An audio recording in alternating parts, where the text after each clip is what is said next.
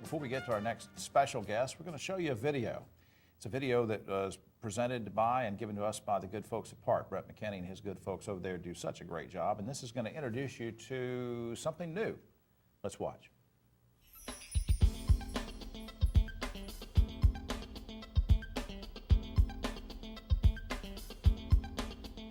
When boarding the PART bus, have your fare or pass ready. All buses have electronic fare boxes that will accept your cash, coins, and the various prepaid PART passes.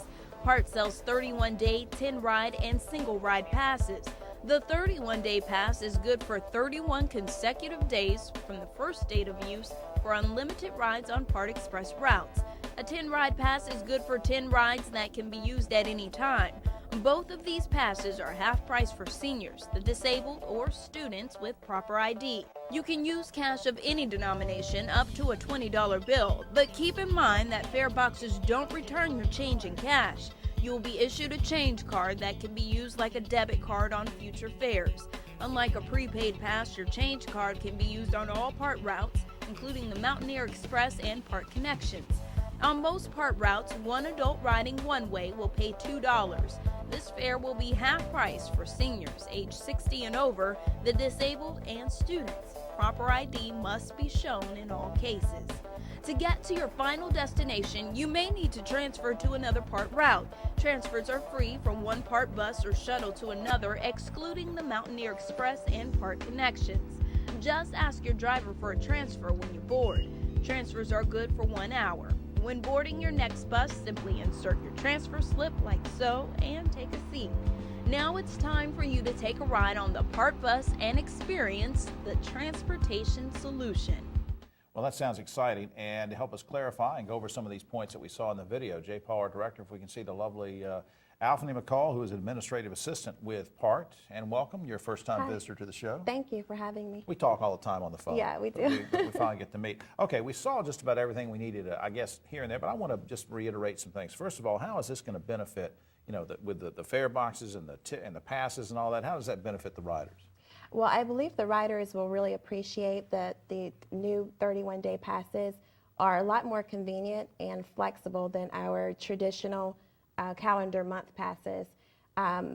Riders are able to purchase a pass anytime they choose to and use it at their own discretion versus traditionally they would only be able to use that pass for that particular month. Yeah, right. So if you get it like February, all right, if you get it like February 15th or something, the old system, it would have been gone and invalid by February 28th. That's correct. Now it goes to March the 15th or Right. something. Now they could buy a pass today and not use it until March if they would like to. Where can, how much do these cost? And let's go over the cost and also where people should go and purchase them. Yes, the 31-day full fare passes are $60. For half fare passes, they are $30. And we have many different sales locations where they could purchase them. In Greensboro at our PART Hub, Moses Cone Hospital. In Winston-Salem, they could purchase them at the Baptist Hospital, and High Point at the High-Tran Terminal Administrative Offices. Lots of places. Yes. I ask you just for a second about whether these will be able to be used in all the routes, because, you know, when Brent's on the show, we talk about all the routes that have expanded. Well, you can go to Boone, you can go to, you know, Mount Airy, you can go all these different places. Will these passes be good for all the routes? You can use them on all of the routes, excluding our Mountaineer Express service going to and from Boone, North Carolina, and our PART Connections medical service that goes to and from Duke and Chapel Hill. I just think that's great. Now, Yeah. what changes and improvements do you think might result because these new passes are up and running now?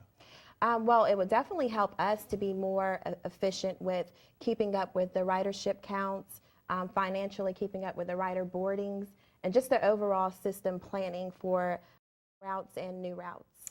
Now, if we go to the, we've used this website before, but if we go to partnc.org or www.partnc.org, that'll give us information on this as well as other things, schedules and things. Right, routes and schedules and fares and passes. Okay, so we hope everybody will do that because you can see the PART website and the logo up on screen for that. And next time when you come back, we'll have a little bit more time, but we wanted to show the video to the folks at home. Okay. So this was a short visit. Well, thank you. It was nice meeting you. All right, we'll be right back after this.